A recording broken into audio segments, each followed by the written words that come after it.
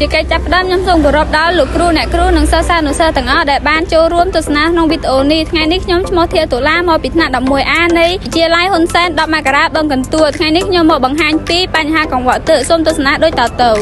យើងបានដឹងរួចមកហើយកង្វក់ទឹកគឺជាការបំពុលទឹកធ្វើឲ្យទឹកកខ្វក់និងបណ្ដាលមកពីបញ្ហាផ្សេងៗជាច្រើនទៀត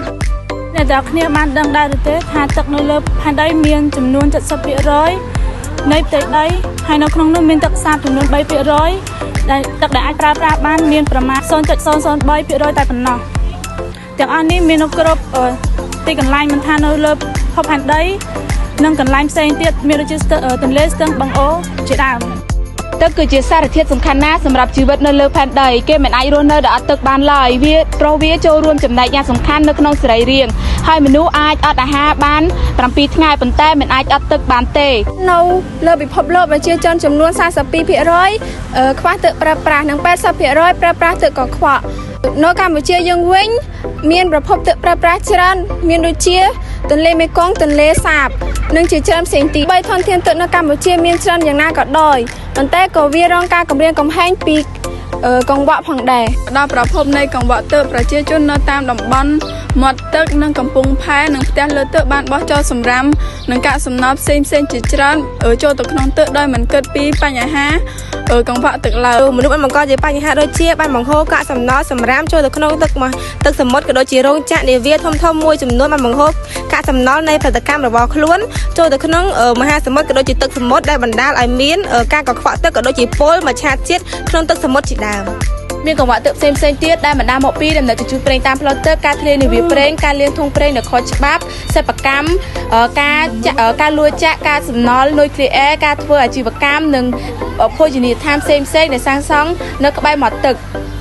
ដោយពួកគេបានបង្ហូរកាកសំណល់ពីផ្ទះបាយសាមង្គមក្បែរប្រភពទឹកនិងយកសម្រាមទៅចោលឬទៅដុតក្បែរប្រភពទឹកដល់ពេលមានភ្លៀងម្ដងធ្វើឲ្យទឹកហូរនាំយកកាកសំណល់ចូលទៅក្នុងទឹកដែលយើងមិនអាចយកមកប្រើប្រាស់វិញបានកាកសំណល់ដែលគេបោះចូលទៅក្នុងទឹកធ្វើឲ្យទឹកកខ្វក់និងខូចបរិស្ថានធម្មជាតិហើយនៅពេលដែលមនុស្សយកទឹកនោះទៅប្រើប្រាស់វានឹងបណ្ដាលឲ្យកើតជំងឺឆ្លងរាតត្បាតនិងជំងឺឆ្លងប៉ារ៉ាស៊ីតជារៀងរាល់ឆ្នាំមានប្រជាជនប្រហែលជា25 លាននាក់ដែលក្នុងនោះមានកុមារប្រហែលជា 60% ដែលបានប្រើប្រាស់ទឹកមិនស្អាតដែលបណ្ដាលឲ្យស្លាប់ឬមួយក៏មានជំងឺដូចជាគ្រុនពោះវៀនគ្រុនចាញ់រលាកថ្លើមនិងអាចបណ្ដាលឲ្យរាគរូសដែលវាបណ្ដាលមកពីការប្រើប្រាស់ទឹកមិនល្អហើយនិងប៉ារ៉ាស៊ីតផ្សេង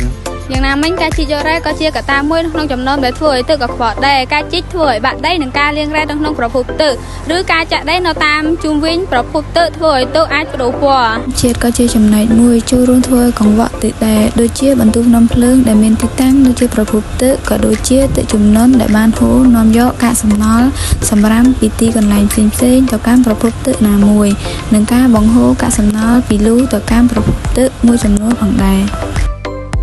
ដូច្នេះហើយដើម្បីកុំឲ្យមានកង្វក់ទឹកយើងក៏បីកុំចោលសម្រាមនៅជិតប្រភពទឹកកុំដុតសម្រាមនៅជិតប្រភពទឹកនិងបរិភោគទឹកណាដែលមានប្រភពច្បាស់លាស់មិនត្រូវបរិភោគទឹកដែលមិនមានប្រភពច្បាស់លាស់ជាចុងក្រោយពួកខ្ញុំទាំងអស់គ្នាសូមគោរពក៏ដូចជាអរគុណពុកម៉ែបងប្អូនទាំងអស់គ្នាដែលបានទស្សនាវីដេអូនេះមកដល់ចំណុចនេះ